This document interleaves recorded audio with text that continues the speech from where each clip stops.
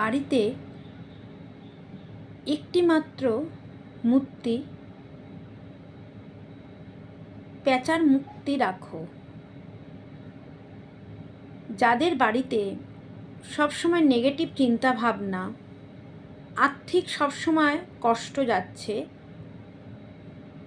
এবং পরিবারের সবার শরীর স্বাস্থ্য খারাপ, তারা অবশ্যই বাড়ির উত্তর দেওয়ালে দিকে একটা প্যাঁচার মূর্তি রাখো।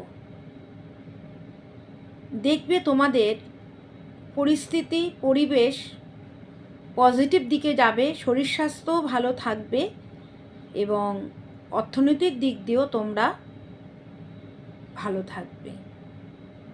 এটা শোবার ঘরে রাখবে না, এটা ডাইনিং রুমে, পূজার ঘরে বা বাচ্চাদের শোবার ঘরে বা বাচ্চার স্টাডি রুমেও এটা তোমরা রেখে দাও। বাচ্চার পড়াশোনাও মন বসে যাবে।